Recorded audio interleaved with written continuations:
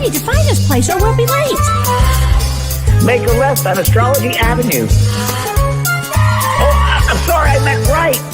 It should be right here at 444 Spearway. Oh, turn. It looks like Renee. Yay, we're on time. The James and Kelly Show. Great, let's start the show.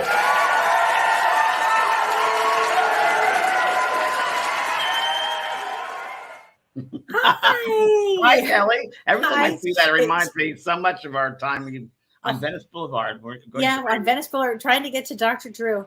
Yeah. And I said, turn, Kelly. Let's turn. It was like midnight. 10:45. We had to be there. And it was like 10:11. We like, turn. And it was Halloween. It was Halloween. It was Halloween. Oh my God. First We time have we had were some together, adventures. right? That show. Well, we've done, that first time there. Yeah. Oh God, that was hilarious.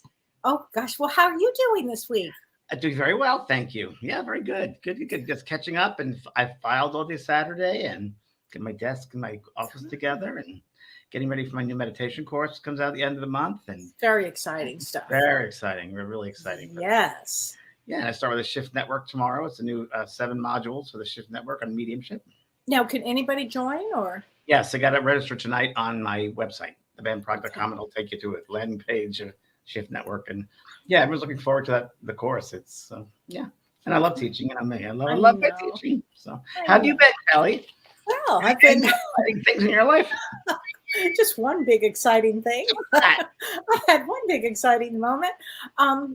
Well, after 19 years, Don and I decided to get married. Yay! Yes. Congratulations! Oh, thank you, honey. Congratulations, Kelly. And how long? When was that? It was on June 13th, and we decided to have a pop-up elopement. And so on our deck at sunset, and it was really beautiful, and it was lovely, and it was simple, and it was perfect. And one day, Don just got up early in the morning. He said, "I think we should be married now. I think it's a good idea. We should." And we had a pop-up wedding. On the farm. On the farm. I mean, what's so funny about that is how many times did we try to get married? I would tell you, well, we're getting married now. Now we're getting married then.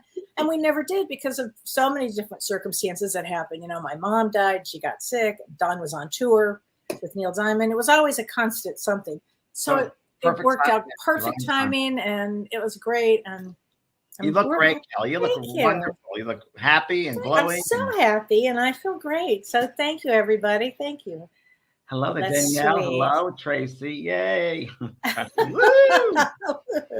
Congratulations. Woohoo. It's fun. I had a drink. I would toast you, but I have water here. That's all right. I know. And I have it. Lemon water.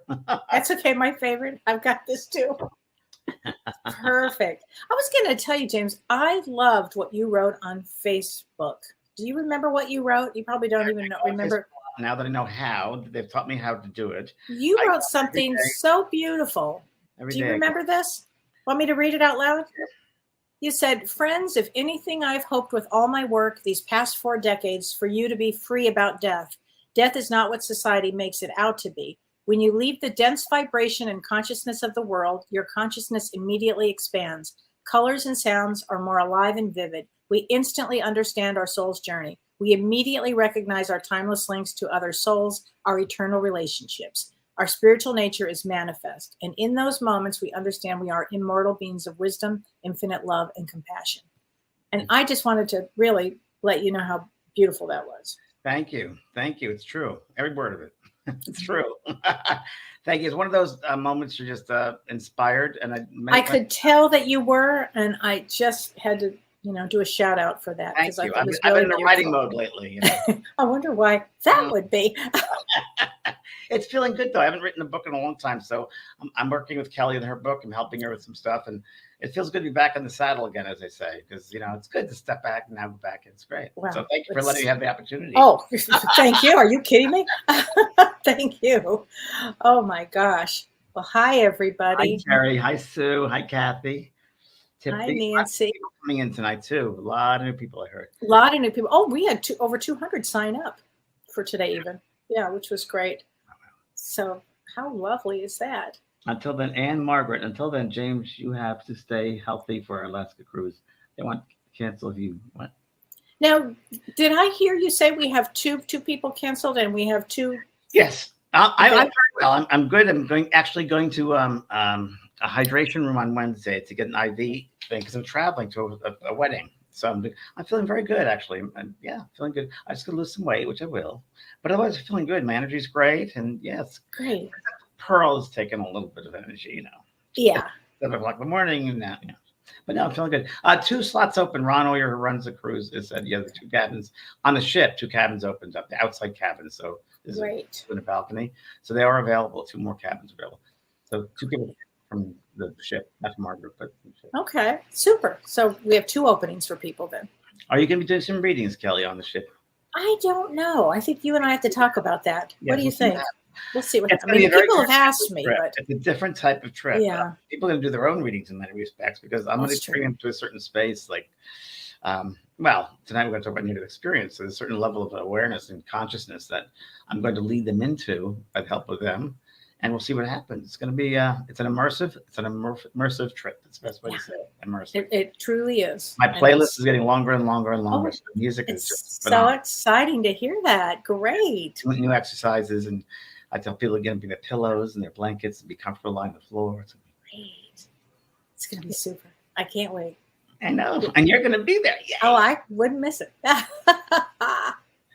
What's going on astrological? Well, I'll tell you. Saturn is retrograde. Yep, Saturn is retrograde. And that is past things to be settled? Yeah, Saturn retrograde, and it's in Aquarius in Vedic astrology. Saturn gets us into shape.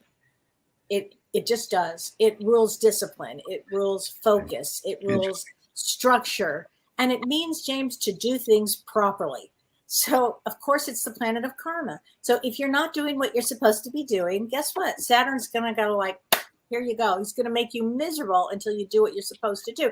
Because don't you believe, James, that internally we all know what the right thing to do is? Yes, without a doubt. Without a doubt. Yeah, I think there's distractions around us all the time. Oh. I think distractions. So, total distractions. Well, Saturn doesn't care about the distractions. It's going to, force us basically to make some important changes in our life. And these changes are all about structure and form. So you might want to look at your energy and see what do you need to change.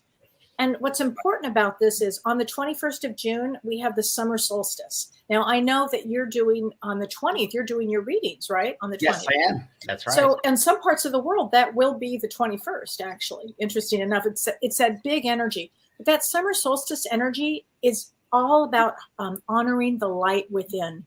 Because during the summer solstice, the sun reaches the highest point in the sky, and it gives us the longest day of the year.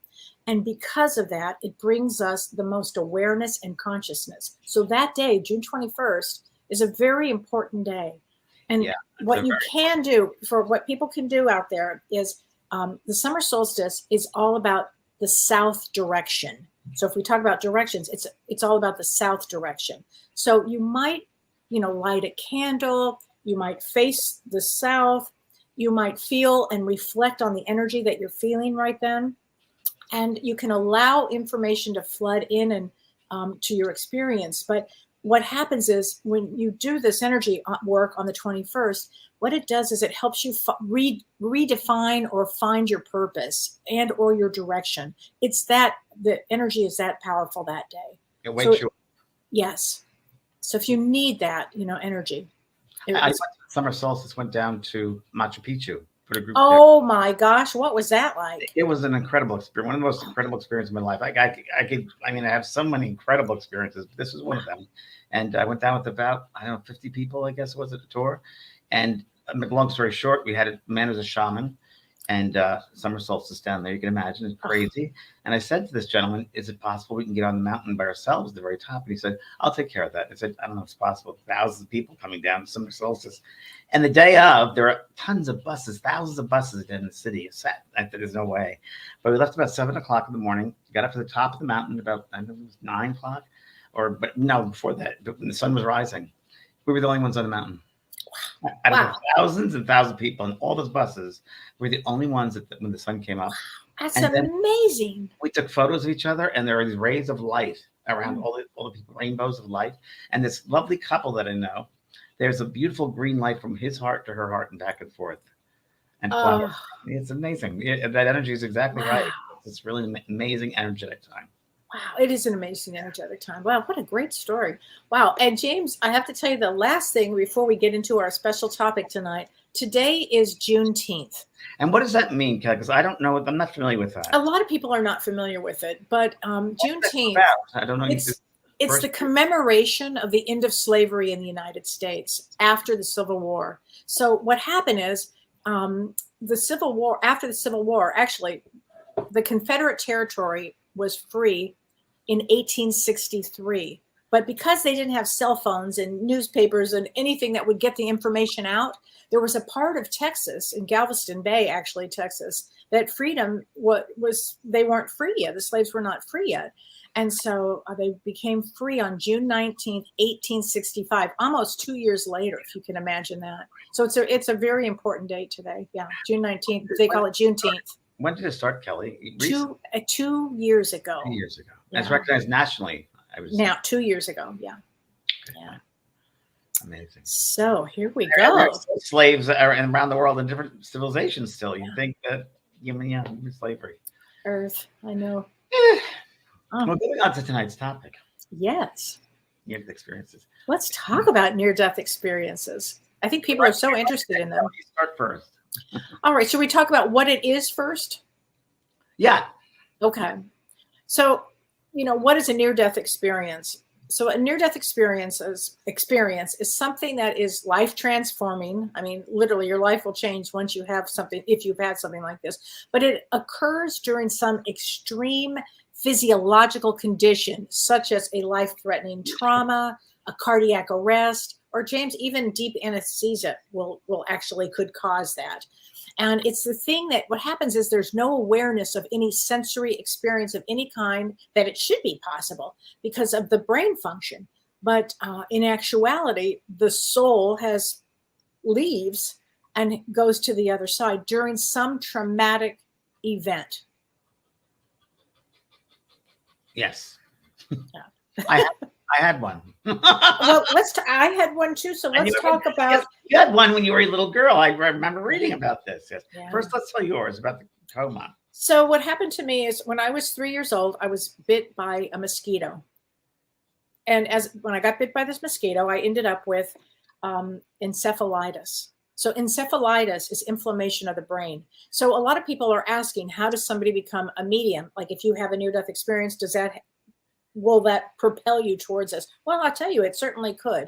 But in the inflammation of the brain, I was very, very sick, and I was 3 years old, and I was very sick, and I was put in the hospital. Do you remember, Kelly? Very well, very well, because my grandparents were all around. My mother, I remember they were putting vinegar to calm me, to get my fever down and all of that, and they couldn't. So I ended up in the hospital, and I went into a coma actually in the hospital.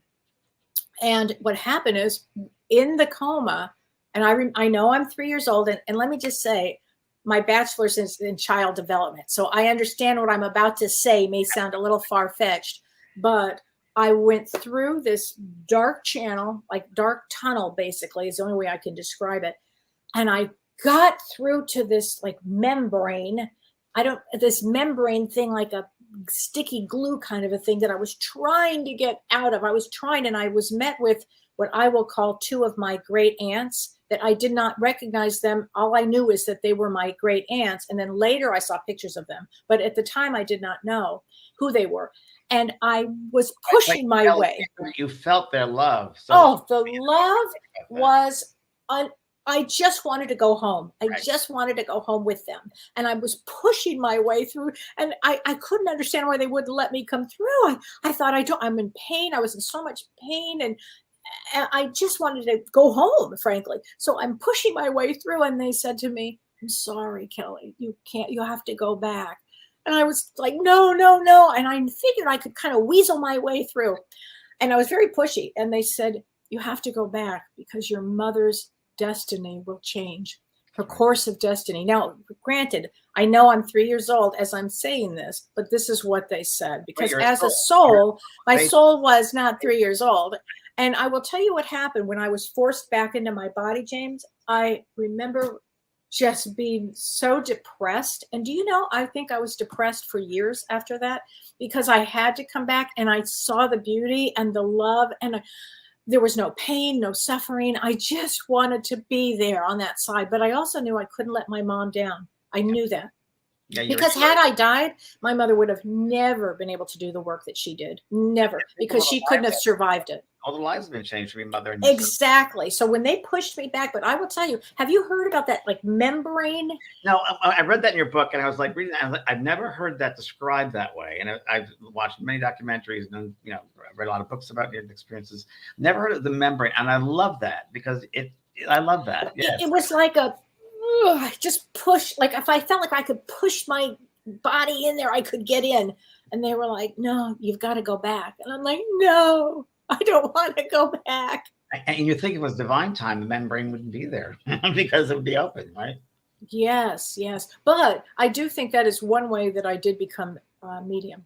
Well, it's also, I think probably you received that love, that you knew that love, you knew there was no death, and you knew there was so much love there. So you knew what the side was like. And just so much love, so much love. You know, it was the same type of feeling when I saw my spirit guides, actually, so much love like that. It was just wonderful. So tell me.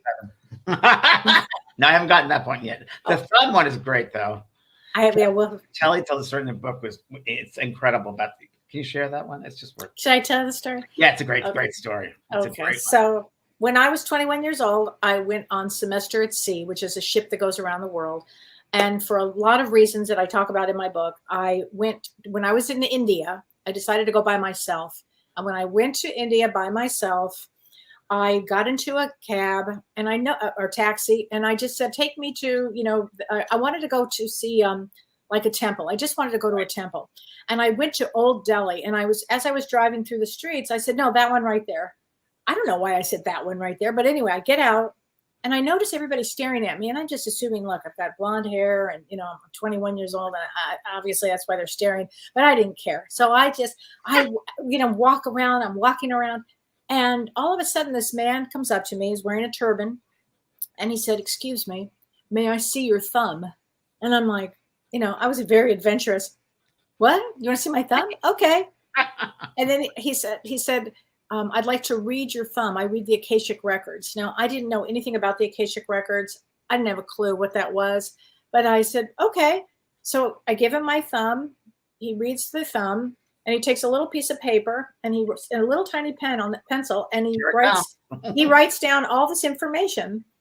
And I didn't have my passport on me. I don't even think I had my driver's license, but maybe I did, but I was carrying that in my front purse. So there's no way anybody could have seen this information.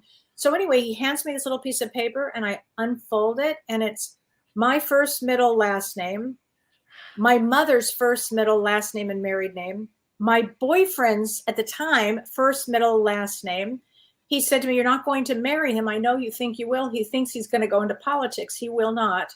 You think, which is everything that happened. He said, you will have a daughter. It's not from him. It's somebody else. You'll meet him. And then he said the following. Now you will, in this lifetime, he said, if you're wondering why people are staring at you, he said, you had been stabbed over here. From your belief system. Because he said you were always helping people and giving away all this information as a psychic. You were a famous psychic in this area is what he said. And he said, in this lifetime, it's going to be up to you to decide if you're going to be that. And then he kind of looked at me and he said, but I think you will. And that's been your journey. And what the book is about, is spiritual awakening. It's all about, should I do this or should I not? And running away from your natural abilities and trying to do what people want you. Yes, it's good. Great story. I mean, that's an amazing. Thanks. It really led me to, to you and everything that I've done. You never know what the destiny points are and how you're going to get there. You don't know. Turns. It's pretty amazing. Yes. Yeah. So tell us about your near-death experience. My near-death experience happened when I was, I was still living in Laguna Beach. So it was over, about 25 years ago, probably. And it was, I went out to LA with my friend Victoria and went to a steak place in Beverly Hills and had a glass of wine and steak. Maybe a bottle of wine. Okay. And I had a condominium up there. I was doing the show Ghost Whisperer. And I remember in the morning, I was really sick. And it was probably early, 4 o'clock, 5 o'clock in the morning. I was very sick, throwing up. And I thought, I'm feeling really bad. I better go home.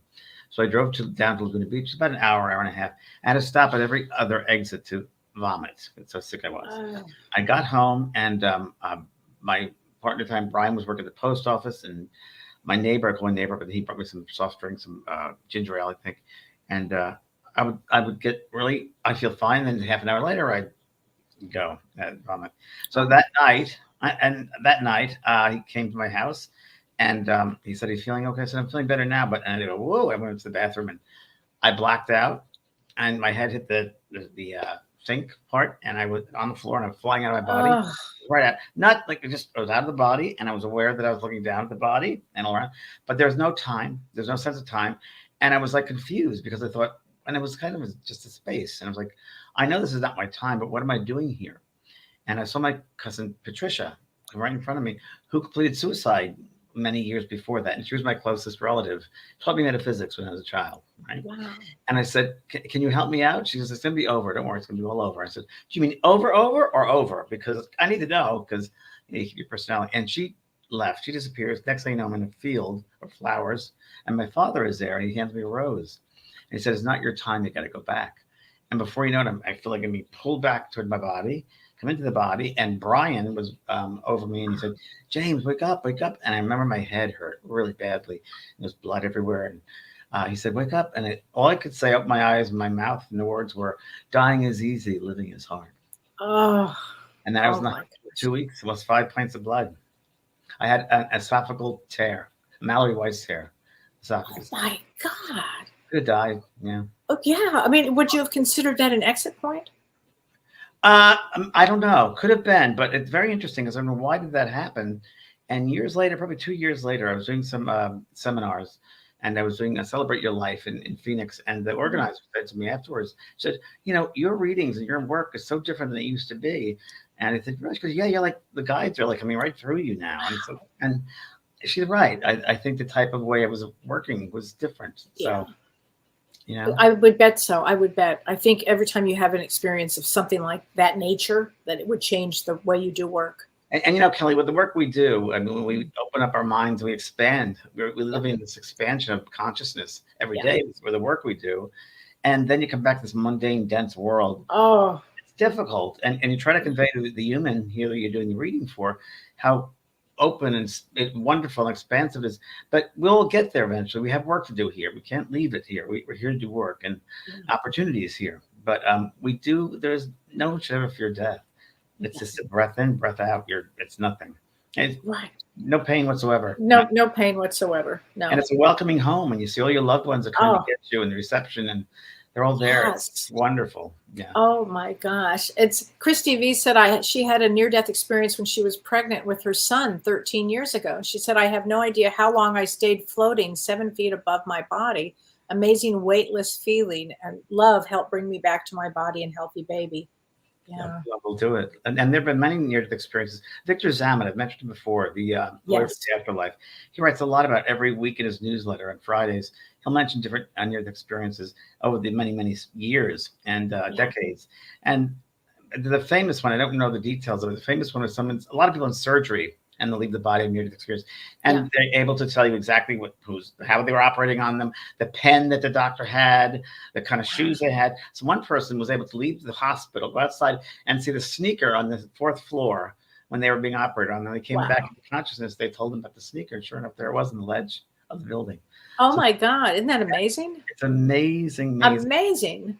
Wow. Well, there are a lot of good books on it too. You know, a lot of books on near-death experiences. I mean, Michael Newton's books. What do you think of them? I love Soul, Destiny, Souls. Yeah, I love Michael Newton. He's passed over. Michael Newton, great. I've used him referral for my books. I've used information. He's incredible. And what was the name of the lady? Well, I can't remember her. She did Past Life Regression, but also she did. Oh, Dolores Cannon. Dolores Cannon. Yeah. Incredible about near-death experiences. Dolores Cannon. She was wonderful. I saw her in Long Beach before she passed, and she was great. Just great. Yeah, there are a lot of NDE books, and it's being real popular. But Victor Zamet, everybody, it's Victor Zamet. You just go online and look up his newsletter. I subscribe to it. It's free, and it's just great information he has. Really great. On not only that, but mediumship and so forth. Oh, that's so true. Yeah, just about White Eagle and Silver Birch, which were and Anita Morjani. Yeah, we were just talking about her. Nina Borgiani, I just spoke to her about a half hour ago, and she's going to be on our show. Yay! The show. That's great. She's amazing. Great. I mean, what I found that after you've had a near-death experience, that it leads to a common pattern they talk about, like there's either a complete loss or a fear of death. I mean, that's huge right there, right? I mean, huge. There's a fear of death, you said? No, a loss of a fear of death. You don't completely. You don't have it any longer, you know? Completely. And the Kelly, other thing, what do you think about the people that said they have near-death experiences and they go to a dark place, a hellish type place? Have you heard that? well, I have heard that. I have heard that. You know, it kind of reminds me of a Dickens story, a Christmas Carol. You know how you can go to, what's going to happen ahead if you don't change your life. I think that could be it, James. I mean, it could be their own stuff coming out. What their choices have been. Yeah. The rippling effect they've made, and they got to change their ways, perhaps. Change their ways. I mean, if you think of it like Ebenezer Scrooge, I mean, it's like that. It kind of reminds me of that. It's so interesting how, and I talk about this a lot, and it's going to go into my next book, which I'm going to be working on after your book, because you got me back into it. Thank you. But really, how there really is a thought, word, and deed. It really is.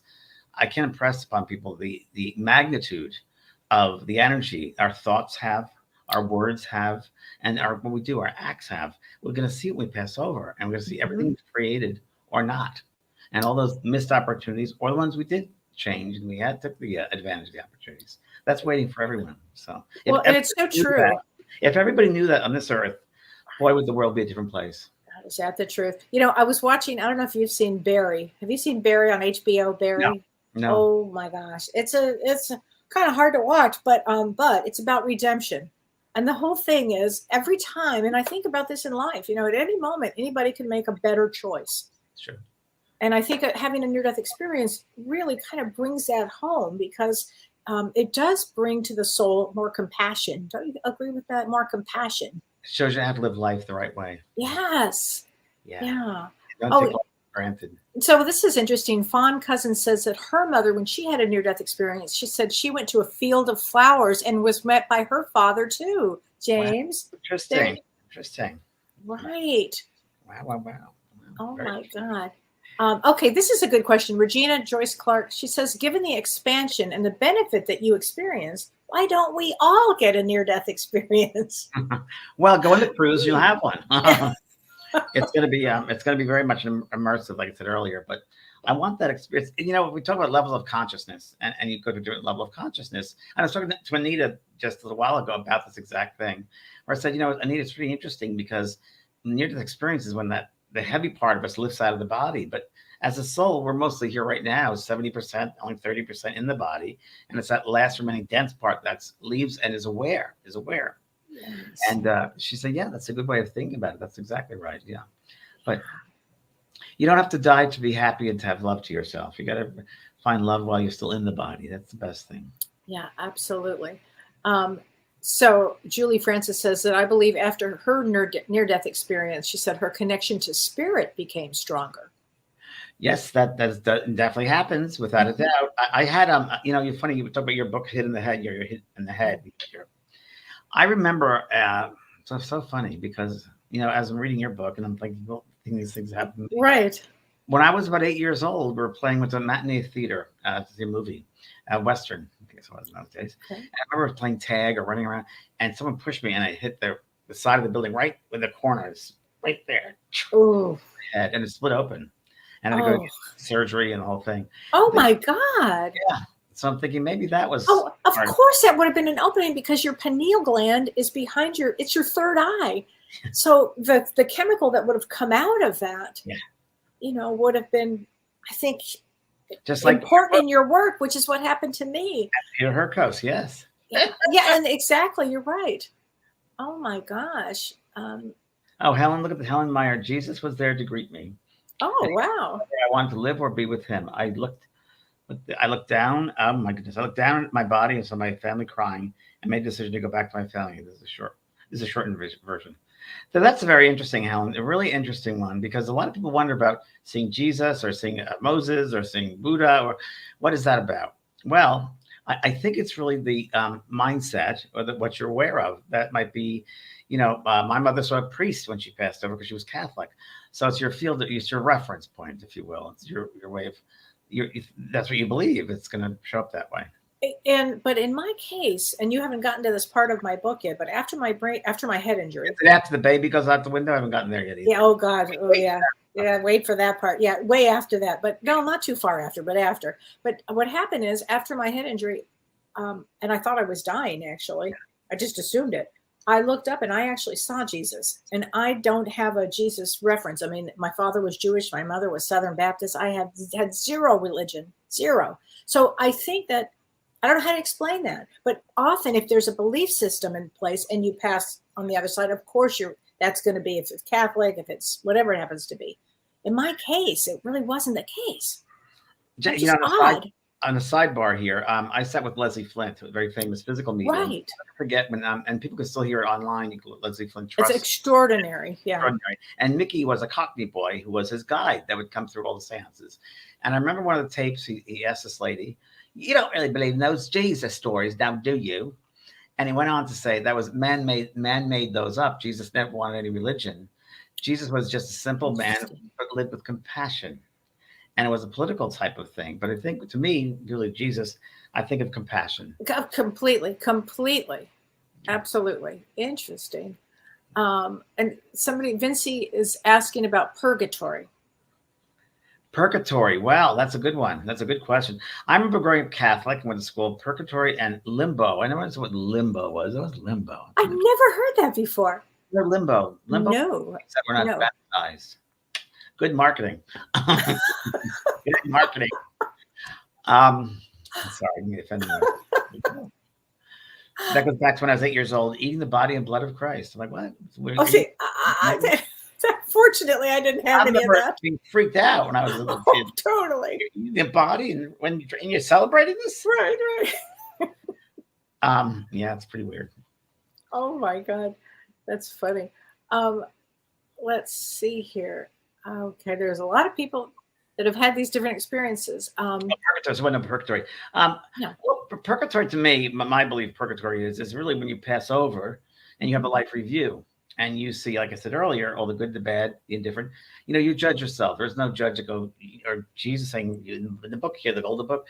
Not really. It's you judge yourself. You're really your own judge and jury. Yeah. And you see the tests, the lessons that you passed and lessons you did not pass. And sometimes if you hurt somebody, and I can only say this based upon many readings I've done, but one of the ones I remember very well was a girl came to see me for private reading back when I was in LA, and her father came through. It was a good reading. It was a very good session. Toward the end, she said, "I asked you any questions?" She said, "Yes, I've 50 years. My father never said I love you. Why?" And the father said, "I know you've been hurt by this. I've been hurt here too. I couldn't move on until I was finally able to tell you, I'm sorry I couldn't say I love you. I never was taught love by my parents, so I didn't know what it was." Oh gosh. So we feel things. We pass over. We feel things 10 times, 20 times, 30 times stronger than originally we created it. And you feel we've done to people. And you don't have, imagine when there's no time. It's timeless. So you have to really, and it's a mental world. The spirit world, the first world, the astral world is a mental world. So everything's amplified 10 times, 20 times, 30 times stronger. You feel how the other person felt.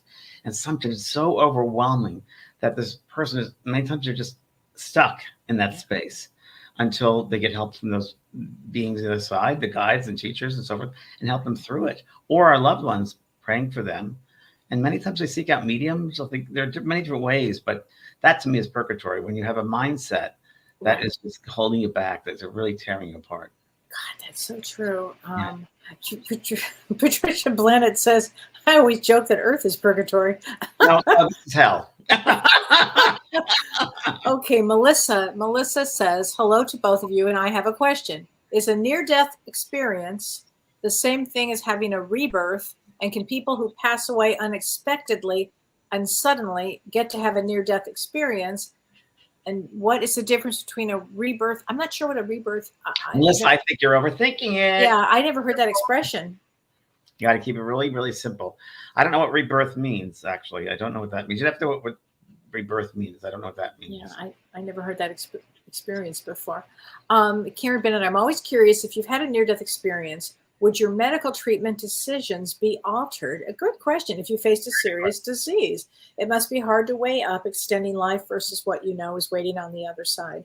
And also your agreements with those souls. Yeah, I was just going to say. Yeah. You know, a friend of mine is working in private responsibility with their family. And then, that friend would be me. that's a big decision. So yeah. So Karen, I'm not getting out that easy. I was just thinking the easiest way to think about it is do the best while you're down here on this earth. Do the best you can. That's all expected. Oh, yeah. My phone went off. I don't know. Oops. Yeah. Yeah, just do the best you can. That's all we were ever asked of to do is to do the best you can and don't hurt anyone. Right, right. Regina Joyce Clark says in Proof of Heaven, which is a great book also by Dr. Eben Alexander, Yes, he describes, remember that book? Yep. He describes how he first saw a hellish earth in his near-death experience as it was underground, and then he moved up into higher layers of light. I'd forgotten about that. Yeah, it's very, very true. Yeah. Remember the movie When Dreams May Come? What Dreams May Come. Robin Williams. Yes, of course. I was a consultant for that movie because really? And wow. I remember telling him, I was talking to a couple of producers, the director, a long time ago, of course. And they did a pretty good job. There was one thing, but the suicide thing was like, yeah, that suicide thing was like that. I felt the same way about that. Yeah. But on the other hand, I love the colors of that movie. The colors that I told them about the flowers. I said there are gardens and they're colors like we don't have here. The most vivid colors you could ever imagine. And they put that up there. I don't know from what I said, but it was that certainly was translated to the screen. Wow. All right. Renee, would you want to put that up again? Oh, Laura. Tia Stovner. I saw who I thought was Jesus in a dream, and that was so vivid. I could smell the grass and feel the warm breeze across my face. I felt a peace that I've never had before. It's so true. My head was resting in this kind man's lap, and he was telling me everything will be all right and that he had something to do. I asked him what and when. He told me that I will know when I'm ready. Wow. And I assume Thea's life has changed since then. I would think so. I mean, because even in a lucid dream, you know, they're so real. I mean, Oh, Michelle King, you're absolutely right. Dying to Be Me by Anita Morjani. Yes. James Bird here is, I think is very interesting. I've given readings for many years at the NDE. I had a beautiful vibration. Thank you very much. A beautiful vibration afterwards. Nurses used to come into my room on their breaks. They said I calmed them. They felt good after that. Oh, that's great. Reminds me of when your mother, Yeah. Exactly. When I was going along with you in your book, this is Ray Kelly writes about your mother with this nurse, and no one saw the nurse except you, right? That's right. No, only my mom saw it. Even the priest didn't. The priest had talked to my mom about it, and everybody was trying to find this nurse. I used to work at a hospital in Los Angeles called Midway Hospital. Yes. 2 or 3 years. Remember that? Yeah. Of course I do. I remember there was I used to bring the mail or something up to a 6th floor, and I used to just walk around the room, the hallways. And I remember there was when they have student nurses or doctors.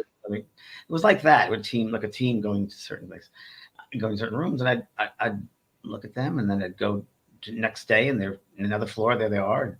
And I asked the receptionist or the nurse at the nurse's desk, who are those people, who are those doctors training? I don't know what you're talking about. She said, there's no one here like that. And Isn't that amazing? It was spirits. It would be the spirits who come. And they do that a lot. I did a reading for a lady last week. I had to do a reading and I helped this lady out. And she was in a mindset and she was stuck in a mindset, very spiritual lady. And she was kind of stuck. And I was like, how do we get her out of this mindset that she's stuck, feels guilty and so forth? And I remember there was a gentleman came in, a spirit to the right side, and wearing a white coat, doctor's coat, and it was a doctor of some sort, that's all I could say. Okay. And he said to me to tell her and I to translate the thought. It was a hard one, but this is a very spiritual lady. She's Hindu, and she has an altar. She prays every day and so forth, but she hadn't done it lately. And I said to her, "This doctor is telling me that what good is your faith if you don't use it? You're using the lower self, not the higher self of your faith. That's who you are." Interesting. It broke her right open, and she got the message. I mean, that was amazing. Right to the heart. Right to the heart. They came that way. It was so beautiful how this gentleman came in, and it shows the importance of surrendering, just surrendering to the experience of whatever's going to happen, because magic happens. Here's a question. from Tim Dolan is, in your opinion, do near-death experiences have to be physical or can they be mental? Oh, Kelly, what do you think being a therapist? Well, they can, they certainly could be mental. I mean, near-death experiences, you can have one as you are, if you are ill or if you had something like that. But you can also have one, emotionally, I think is what the question is. And the difference there too is out-of-body experience is different than exactly. You're talking really, Timothy, I think out-of-body experience, you can train yourself. The Monroe Institute does that, trains you. That's true. Leave the body, and that's what we're doing on the cruise, when we do those different levels of consciousness and leave the body at will, and that can be done. So it's an out-of-body experience, but a physical near-death experience usually has a physical aspect to it. Yeah, that's very true. Renee Hounsel, during a life review experience in the light age of 12, direct knowing how others experienced us from their perspective changed how I understood interconnection and expanded my awareness of how we are affected others. So you must have been 12 when this happened? Nothing less from you, Renee. Yeah, right. So true. And it's amazing that does happen, Renee. It happens. People have often talked about when they've had that experience. They are with people, beings, and they did not speak to them physically, but telepathically. And there were these beautiful colors around them. And they realized that the colors represent who they are in their character, right?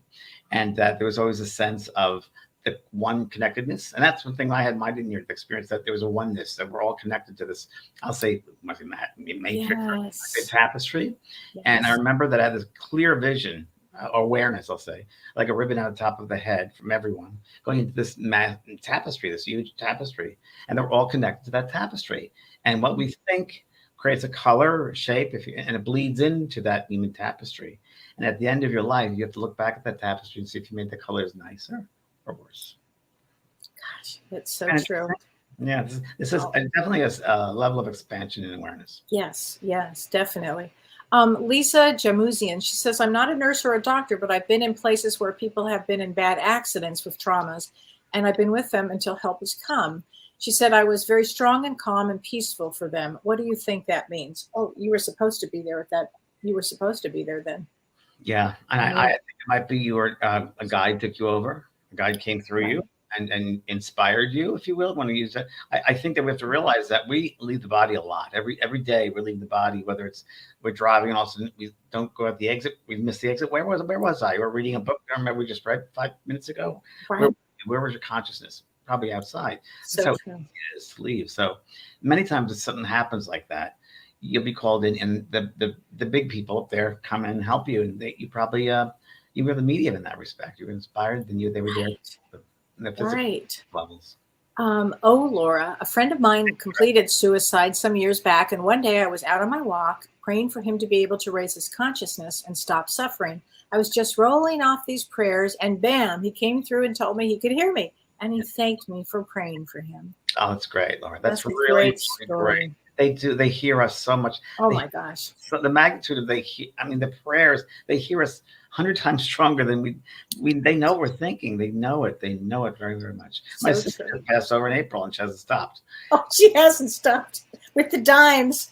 Well, she's investigating different places, she said to me. She's looking for herself in different places and different characterizations, and she's exploring places and spaces, she said. So it's good.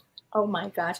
So this is from Regina Joyce Clark. She said, near-death experiencers can affect others profoundly. Sure. A soldier, George Ritchie, had a near-death experience in World War II, and he described it to Raymond Moody, who coined the word near-death experience, and he wrote Life After Life, which is a great book also. And we just found out he's still alive. Yeah, altering our views of death and life. It's so true. I did conferences with Raymond. Yeah. What's he like in person? He's a psychiatrist too, or he was a psychiatrist. Very understated, very sweet Southern man, and very understated, and just kind of professorial. Well, there's a lot of work done at University of Virginia. That's correct. And it's becoming more and more popular, this subject. I mean, more and more. Maybe the boomers are getting older. Maybe that's part of it. You know what, James? Maybe. But I also found that I thought this was interesting, too. They also have an International Association for Near-Death Studies. That's correct. I mean, I was amazed at some of the things that that are out there now. You know? Yeah, I don't know where it's located, but I think it might be in Marin County, but I'm not sure. Oh, okay. Andrea, the house my parents built and we lived in was full of spirits. I've been blessed to feel, sounds familiar. I've been blessed to feel and see them my whole life. My parents could also see them. I was blessed with a family that let us believe that there's more to us than the physical we go on after. You're right. That's a great thing. And That's a that's great responsibility as well now. Now you have a Yes. responsibility to use that in your everyday life. And that's what I tell people too about, having the awareness, if you got a message for someone or if you have the spiritual awakening, that's responsibility because you can't live your life the same way. It's got to change. And, when you pass over and you look at your life review and you say, oh, I didn't know any better. Your guides say, oh, no, you were told this when you were like 30 or 40 years old. So you have a responsibility now. So true. When you're spiritually awakened, you're awake. Yeah, right. Allison Hamilton. I had a near-death experience. What an amazing experience. The love I felt was so intense and the colors were so vivid. I couldn't see the person's face that I was walking with. All he kept saying is, it's not my time. Wow. Yeah. It's really extraordinary. Okay. Let's see. Oh, yeah. And Brian Weiss. Brian, look at that, Brian L. Weiss. Yes, I've worked with Brian for 20 years. Oh, yeah. Yeah, Brian's great. Gina Knapp, have you ever received physical items from spirit? I found an angel wing pin in my loft and no one knows where it came from. Well, I was speaking to a friend of mine on the telephone and we're talking about her husband who passed over. Oh, that's right. I know this. and a friend of hers had a wife pass over and the wife, I guess, manifested a ring or something. Yeah. And all of a sudden I hear ding, like ding, like what's that? I said, hold on, I phoned up, and it was by my washing machine. And there was a little copper ring, it looked like a ring, a ball bearing ring or some kind of ring. I said, you're never going to believe this. So I sent it to her and it's a ring and it fit her perfectly. And it just materialized. Just materialized. And I don't have rings like that here. And another thing happened once I was in Brazil, did a book tour. Brazil's full of mediums. It was 25 years ago. Right. I think it still is. Yeah. So, signing books, and all of a sudden this man comes to me and he goes, my friend here would like to present something to you. And I said, okay. And he sticks out his tongue. And there's an apart of a flower or metal on his tongue. And I said, you don't want me to touch that now, I hope. Thank you for the thought. Thank you for doing that. Thank you. So, apports. I mean, that's my experience. Apports. Kelly, my sister who passed over, Kelly found... I was in the bathroom, and then right after Lynn had passed away, I think she'd been gone for coming back with dime. Yeah, and all of a sudden there was a dime that just was on my bathroom counter, and I picked up the phone to call you, and you said to me, "I was just going to call you because Lynn." And I said, "Look, Lynn left me a dime here." I couldn't believe it. And then didn't she also leave a dime for your other sister? Your sister? Yes. So weird. For Maura, yeah. I haven't had one yet. I'm still waiting. Oh.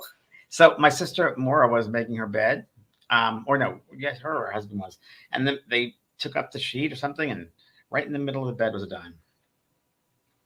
I mean, yeah, that's her for sure. Yeah, they do that. They leave things around, feathers as well. I mean, I was talking again to Anita before, and we talked about how they can take your mind and they can focus your mind to certain things. She said her mother comes a lot to her, and it'll be something where she has to pay attention. And she'll take Anita's mind, and she'll be watching a TV show and listen intently. And she turns and hears something she needs to hear. So, wow, I can apply that. So they did all the time. They take our attention to certain things. That's why distractions take you away from just being still and centered. If you're centered, you get it. But if you're distracted, you won't get it. Right. That's so true. Let me see. Cole, let's say, Kelly Evans, why do some people not know they're dead? Great question, Kelly. Why? Well, because it could be many different answers to this. But what I think is people expect so much because society says so much about death. They expect this whole big thing going on, and it's not. It's just the opposite. It's simple. It's painless, and it's a sense of just completely you're home again. It's freedom. It's love. There's nothing to it. And my sister was afraid at the very end, and she was like, "My dying." I said, "No, you're taking a magic." And she was a medium too, and she was afraid in the end. And when she passed, I was very aware that I was on a plane coming back. I had to go. You leave now. You have to leave now. Spirit said that you've got to go now. I was like, "Okay, I got to go right now." And when she died, I saw it was like a Viking funeral. There was like these beings that were holding her, and it was like, well, white, like white light. I saw her in a blue and white luminosity, and it was very interesting. But yeah, I mean, it's gosh, I mean, wouldn't it be great if people realize there's no death? There's no such Yes. thing as death. Yeah. Do you think they would live differently? Yeah, yeah, they would make different choices and different decisions. Yeah. This country would be different. The world would be different. Yeah, it's so true. Oh my gosh. So, hi, Karen from Brisbane, Australia. Thanks for watching. Let's see Andrea here. Andrea Tavarnina. After my father died, his soul came to me in my dream. Now, the number one way to communicate is a dream state. Yeah. I've always been a dreamer. Mm-hmm. He told me we will always, there you go, thank you. He will always be together, me, my mom, father, and brother. My father told me our souls are always together.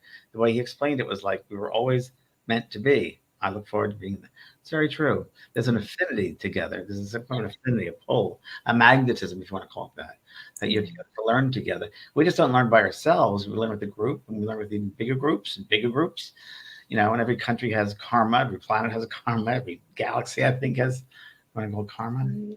Yeah. Allison Richards says, what happens when people pass and are immediately regretting their own accidental contribution to their passing? Well, like suicide or accidental suicide, or? Well, I mean, it happens. I can't tell you how many fentanyl deaths I've had. Fentanyl deaths. I mean, you probably had a lot too. The past 4 years, it's been wow, and young kids too.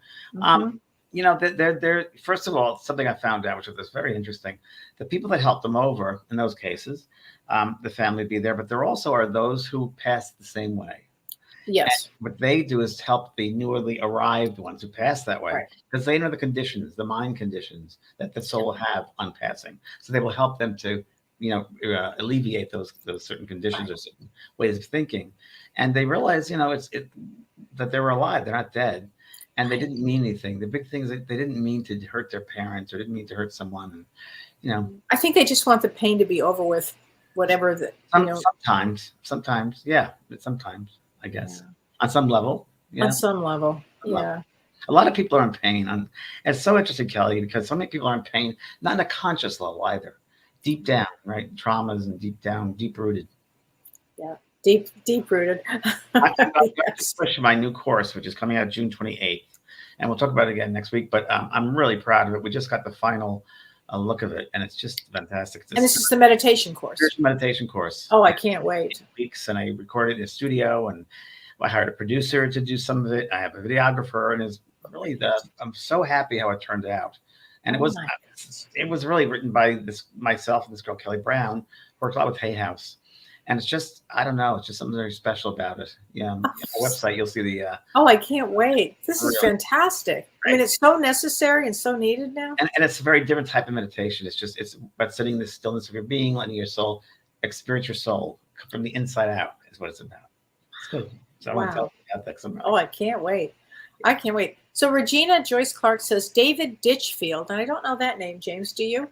Has written of his extraordinary near-death experience after being pulled under a train. Oh, yikes. Wow. And then became a painter and a composer, though before he was neither. Interviewed all the time. What he saw and was told on the other side was riveting.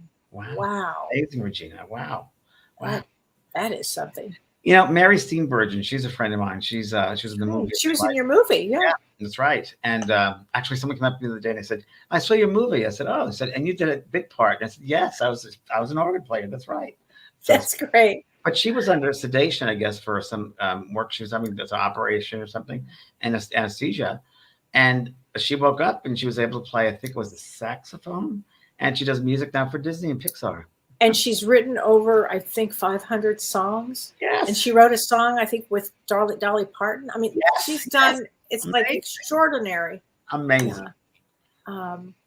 Ann Rogers asked, what about Embraced by the Light? Have you read it? It sounds familiar. I met Betty Eadie. I did Larry King. Oh, her. Yes. Yeah. Yes. That's Betty Eadie. I don't know if she's still around. But no, I don't think she is. I think she might have passed. But God bless her, because she really was a pioneer. She was the one that really opened the door for that. Yeah. And Raymond Moody, really the pioneers in that and years of experience. And she really is a lovely, lovely soul.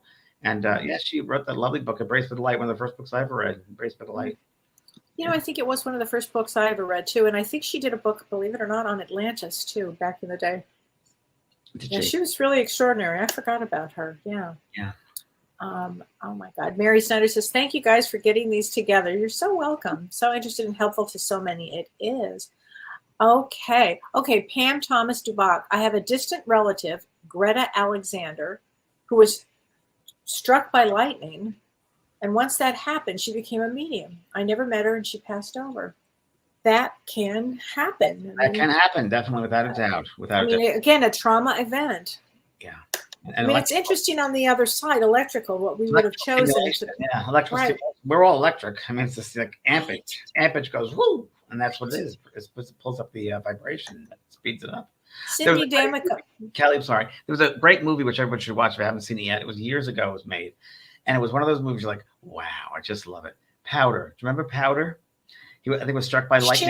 Cher was in it, right? No. That's the guy with the face. No, Powder. Okay. I thought she played the mother in that. No, Mask. That was Mask. Mask. Oh, I got it mixed up. Okay. This is Powder. No. He was struck by lightning, and he was really kind of a healer, and it was his way of how he could fit into society with his abilities. And they're all after him because they think he's very strange and weird. But a great movie, Powder. Everyone should watch that if you haven't seen it yet. Oh my gosh, I will definitely see it. You'll love it, Kelly. Yeah. There's no doubt. Favorite paranormal movies of a long time. Oh my gosh! What now? Did you write a book on dogs, James? Peony and Roses is asking. Did I write a book about dogs? On dogs? No, not yet. No.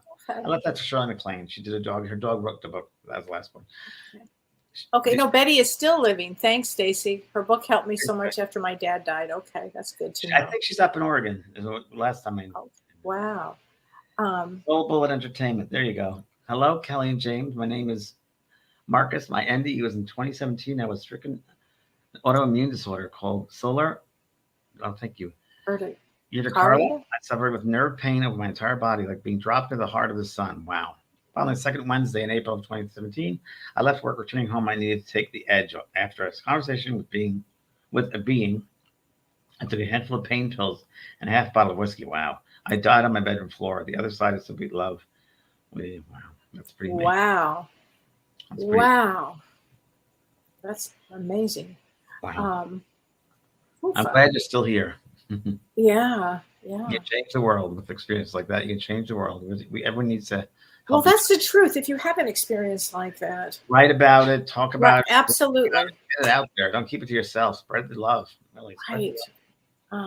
Here's Lorraine Hester. Richard Bach. Yep. Had an NDE. Yep. There you go. Near the experience which had occurred in relation to a nearly fatal plane crash. I didn't know that. I did not realize that. Wow. 2014, the 130-page Bach work Illusions 2. The Adventures of a Reluctant Student was published as a booklet by Kindle Direct Publishing. Illusions 2 also contains allusions to the insights regarding this theme. Oh, that's fantastic, Lorraine. Thank you for sharing that. Yeah, really. Really interesting. Richard Bach, didn't he write the Jonathan Livingston Seagull. I was thinking the bird. Yes. Yes, Damian Brinkley is still alive. Yes, because you spoke to him not that long ago. Brinkley is a friend of mine, and he lives in Vegas. And about a year ago, we're supposed to see each other. Actually, we couldn't. We were very close. We couldn't see each other, but yeah, he's still doing very well. Nice guy. Good. He wrote my blurb for my first book, Talking to Heaven. He did the back cover. Him and Brian Weiss. Oh, it's great, James. Let's see here. Well. Yes, Tim Brinkley helped a lot of people in your experience. The hospice. He went to hospice care. Exactly right. Wow. Can your dog hear you? Yes. Yes. Oh, without that. Why? So I said, why couldn't your dog hear you? If thoughts are real and they live in a very mental world made up of thoughts, your thought comes loud like an amplifier, and everybody hears you. Spirits, the human part of the dog, the animal part, even here on this earth. Plants, the plant kingdom, the animal kingdom, people, they hear your thoughts. They really do. Yes, I talk about flowers every day in the gardens, and Kelly knows my gardens. I love your gardens. Your gardens, I can't wait to see them. And the moon garden in particular. With your moon there, your moon is there, and you'll be freaked out when you see it. It's all different. I can't wait. And where did you put that birdhouse? I have about 10 birdhouses. The special one I sent you. You'll have to remind me which one because I have several. Okay. places. Okay, I can't wait. I feed the birds every Sunday. Okay. Boy, they're voracious now. They expect it on Tuesday. It's empty. All little. Okay, ours too. Yeah. Yours too? Yeah. Ours is Monday though. We were out earlier. And what do you feed them, Kelly? Oh gosh, that's a Dawn question. All kinds of bags of stuff. Sunflowers and things like that. Yeah, a bunch of stuff. And then the birds knocked out all of these seeds, and so now I have sunflowers growing everywhere. That's right. It's kind of cool. I like it. Anyway, so tell us this week. You're going to New York this week, I think, right? Yes, tomorrow I'm working with Shift Network. Network this is exciting. Yes, and it's an online institute studying new age, I guess you'd call it. It's all different types of disciplines, and I'm doing a 7-class module. They wanted on mediumship, and I expanded it more, but the soul and mediumship. So that starts tomorrow. If anyone's interested, you can sign up from my website, benprog.com, and register there. It'll bring you to a landing page. And then I have, the end of the month, I'm going to do another open mediumship readings. And what else is there? Yeah, and then they're looking forward to the meditation course. So my head is all around that, trying to get that up. I know it's a lot. And I know you're doing a live event at the end of July, right before we go away. Yes, I'm doing a Seaside Center in Encinitas, where I live. And it's going to be on Lake Drive. And the month after me is Sonata Kerr, who's my favorite musician. And Anita Morjani just being here. She was invited to go there. And I said, Anita, you should go. She was just there once before they want me to come back. So, but now that you're doing James, I think I'll do it. It's good. I'll help you. Good. Such a kind soul. So. Yeah. Oh my gosh. Well, everybody have a great week. Thank you, everyone, for tuning in. Join me Thursday for Ask Me Anything. Oh, good, Kelly. Very good. Be there. I will be there. You'll be flying. All right, honey. Take care. Thanks, everybody. Thanks Renee. Bye.